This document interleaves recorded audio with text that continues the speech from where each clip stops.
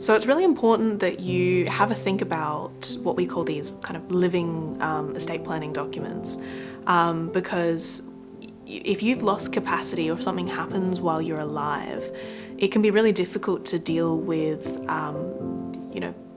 solving all the legal and financial healthcare decision making that's left behind, paying bills even, or, in terms of healthcare, potentially having to pull the plug. So when you're implementing power of attorney or medical directive documents, just think about who understands your goals and values, and who you think would have your best interests at heart in the worst case event where you were knocked on the head. So yeah, usually family member or friend, but it's really up to you at the end of the day, and it's usually someone that's close to you and understands you and understands your circumstances.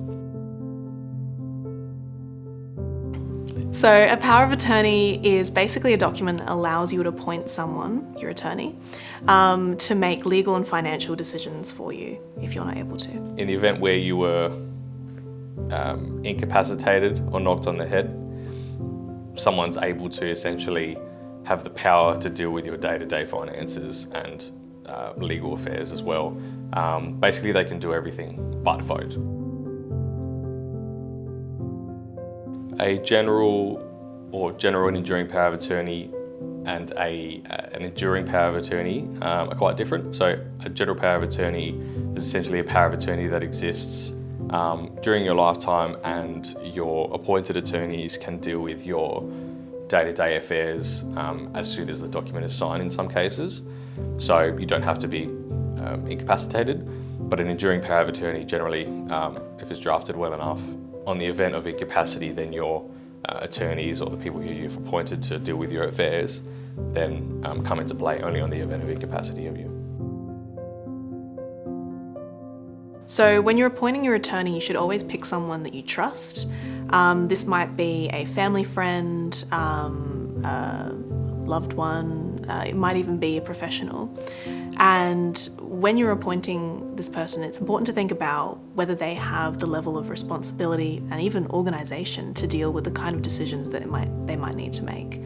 When you're appointing attorneys, similar to when you're appointing an executor, you can appoint more than one. And if you appoint more than one, you can put in directions about whether they have to act jointly, which means that any decisions they make have to be unanimous, or jointly and severally, and that means that they can act separately in decision making. Generally, we'd say a maximum of 2 to 3. So if you appointed 3 joint and severally, and 2 wanted to make a decision on your behalf over 1, it's quite easier. Once you get to 4 attorneys, you might get out of deadlock if 2 attorneys on each side make 2 different decisions. It's usually good as well to appoint more than 1 attorney if you've got attorneys living in different locations across Australia, across the globe. So if you appoint, for example, attorneys joint and severally, and one's in the city that you're currently living in, then and another attorney isn't, it's usually easier just for the day-to-day management just to appoint it in that way. So under your power of attorney, you can make directions benefiting other people. Typically, people will put in directions about benefiting their spouse or benefiting their children if they're provided any kind of financial assistance during their lifetime.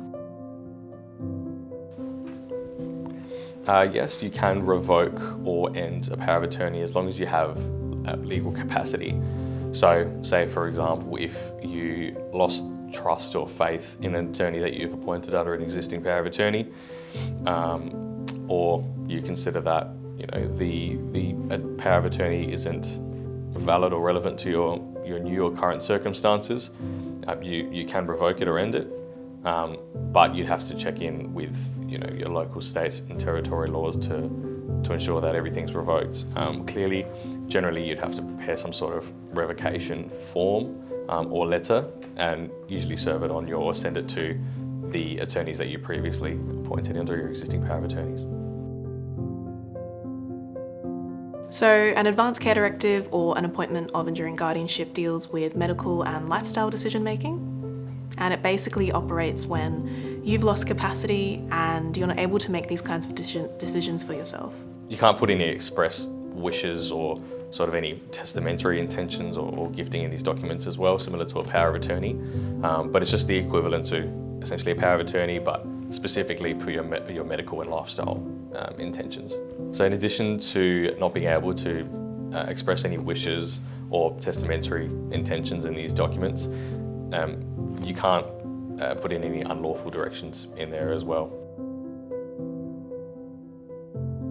It's important when you're thinking about who to appoint that you pick someone who you trust and who will make the decisions that need to be made. Sometimes appointing someone under this document, they're going to have to make the hardest decision of all, and it's important that you choose someone who you think will be capable of doing that.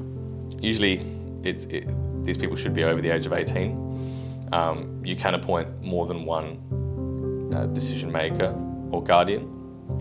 You can appoint them either joint or severally, or joint and severally. Joint means together, they have to act together with all decisions, they must agree on all decisions.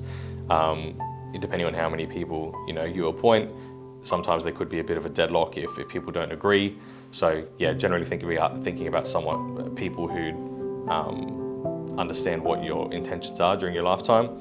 Or you can appoint people joint and severally, which means that if there's more than one appointee and a couple of them decide on making a decision on your behalf and another doesn't, generally it can be a sort of majority rule situation, so to avoid that deadlock.